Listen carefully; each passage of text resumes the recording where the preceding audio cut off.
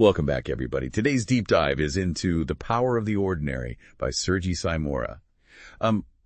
This book, it's not your typical self-help book, and I think that's one of the things that resonated with me so much when you first told me about it. Oh, absolutely. It's very different. It's more about finding meaning in everyday life, but with this really unique twist, right? Yeah, exactly. And I think that's what makes it so compelling. So Sergi Simora, he's a successful coach and an entrepreneur, but he also believes he's a tulku. Yeah. Reincarnated soul. Meant to guide others. And that belief really permeates the whole book. Right from the beginning, he talks about this feeling of isolation he had as a child, always asking, why am I here? Mm-hmm. And feeling this pressure from his father to speak up. Mm-hmm. To make his voice heard. Have you ever felt that kind of pressure? You had something to say, but something held you back? Oh yeah, definitely. I think we all have at some point. It's such a relatable struggle, especially for those of us who are always told to be seen and not heard. Yeah. And Mora describes this really powerful incident at a fountain when he was just 3 years old, where he was unfairly blamed for another boy getting hurt. Oh, wow. And he was punished without anyone even asking his side of the story. At 3 years old. At 3 years old. Just imagine the impact that would have on you. Yeah, I can only imagine that would have been very formative. Mora says this experience instilled a deep sense of guilt in him. Made him afraid to take up space, to express himself fully. Almost like he learned to shrink himself to avoid causing any more harm. Exactly. And that's what he argues is a form of self-betrayal, right? You silence your authentic self, your desires, and then you're left with this feeling of emptiness. He then talks about seeing the film Toby as a kid, about a boy with wings who's ostracized for being different. And it sparked something in him, like he felt he was meant for something more. But instead of embracing that feeling, his fear kept him playing small. It's interesting how fear can be so paralyzing. It's we get these glimpses of our potential, but we're terrified to actually step into it. Totally. And he later finds an outlet for his voice through philosophy. Oh, wow. He even starts teaching a class at 14. That's amazing. I know, it's pretty incredible. It was a moment where he finally felt seen and valued, like he was finally starting to step into his power. That's a powerful example of how finding our voice, even in small ways, can be so transformative. Absolutely. But then things take a really interesting turn. At 18, while he's slipping in France, he has this incredibly vivid mystical experience. Oh! He felt this overwhelming presence, this sense of love and wisdom that he couldn't quite grasp. It left him with this longing, like a piece of a puzzle was missing. So it sounds like that experience kind of set him on a path of seeking, trying to understand what it all meant. Yeah, and years later, while in a New York bookstore, a stranger points him toward a specific book that had fallen on the floor. And when he opens it, he sees the same face from his vision in France. Whoa. That's spooky. I know. Fascinating how life can throw these seemingly random events at us. Totally. But for him, it was incredibly validating. It showed him that he was on the right track. Did he ever express any doubt about these experiences? After all, not everyone would be so receptive to something so mystical. Yeah, he does acknowledge that it can be difficult to reconcile these experiences with our rational minds. But he emphasizes the importance of trusting our intuition, listening to that inner voice that speaks to us in whispers. He also reminds us that sometimes the answers we seek are closer than we think, often hidden in plain sight within our everyday experiences. That's such a great point. It's so easy to get caught up in searching for answers outside of ourselves when they might be right in front of us. Exactly. Which brings us to a pivotal moment in his journey. He hears a voice in his mind saying the word tulku, which, as we mentioned, refers to a soul reborn to guide others.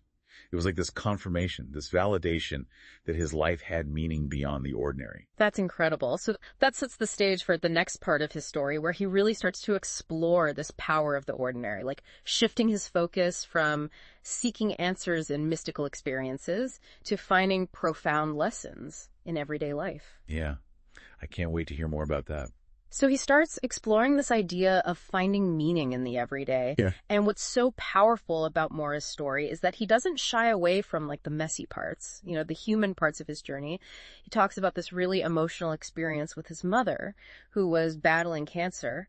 And he admits that he was struggling with his own detachment, laughing in the face of her pain until she finally called him out on it. Oh, wow. That must have been so difficult, both for him and his mother. Absolutely. And it was a huge wake-up call for him, forced him to actually confront his own pain and be present with her in that moment. It's a good reminder that you can't really connect with others if you're not willing to be vulnerable, to show up authentically.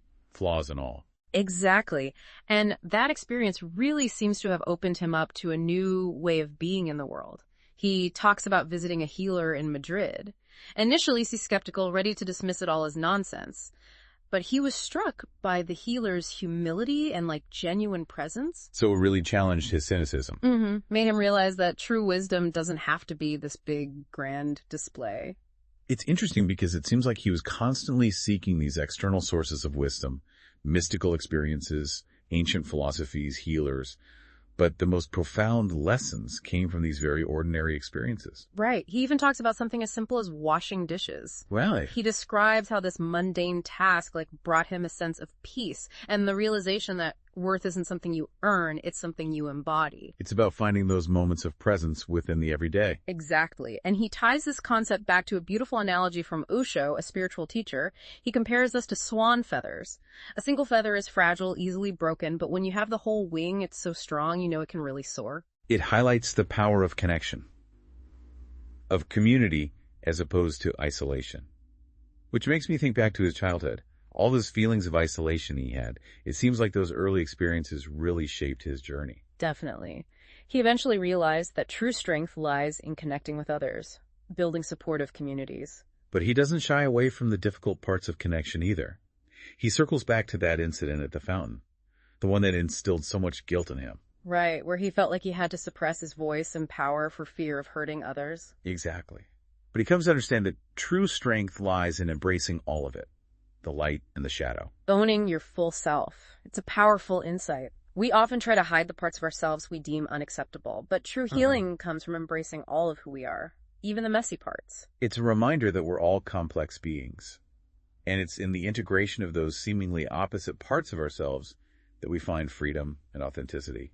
And this integration seems to be key in his approach to coaching, which he starts to explore in the next part of his journey.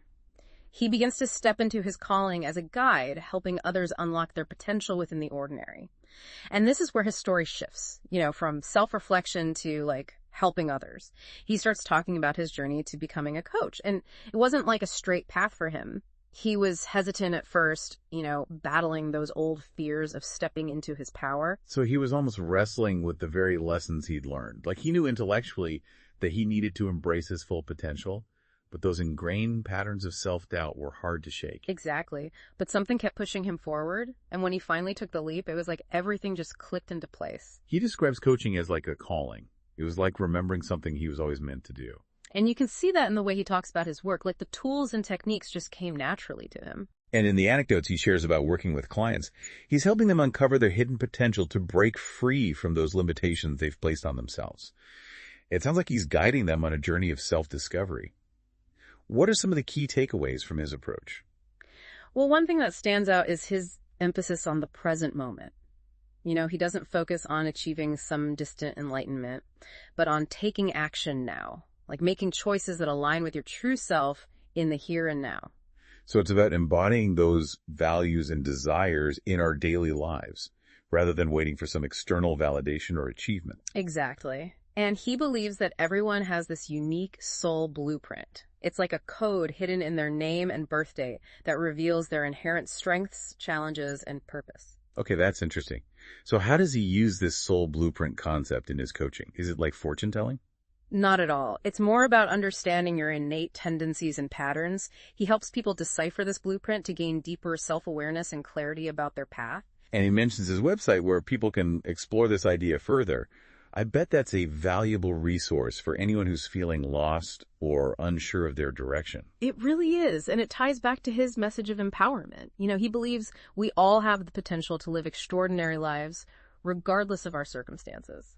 What really struck me was the moment he describes looking at his reflection in the sink and seeing the wisdom in his own eyes. It's like he finally recognized his own worth, his own capacity to guide and inspire. That's a powerful image of self-acceptance, realizing the potential within. And it's a message he wants to impart to everyone. He wants you, the listener, to reflect on your own life and ask yourself, where are you holding back? Where are you silencing your voice or denying your power? It's so easy to get caught up in the daily grind and forget to listen to those inner whispers, those nudges from our soul. Yeah. But Mora's story is a powerful reminder that the extraordinary is always within reach. waiting for us to discover it in the ordinary. He leaves us with this thought-provoking question. What if everything you've been searching for is already within you? I love that. It's an invitation to look inward, to trust our intuition, and believe in our own capacity to create a life filled with meaning and joy. This deep dive has been so insightful. What are your final takeaways from the power of the ordinary? For me, it's that reminder that our lives are filled with extraordinary moments if we just take the time to notice them. It's about finding the sacred in the mundane, embracing our full selves, and having the courage to step into our true potential. Beautifully said. And I think that's the perfect note to end on. Remember, the power to live an extraordinary life resides within each of us. Thank you for joining us on this deep dive. And until next time, keep exploring the power of the ordinary in your own lives.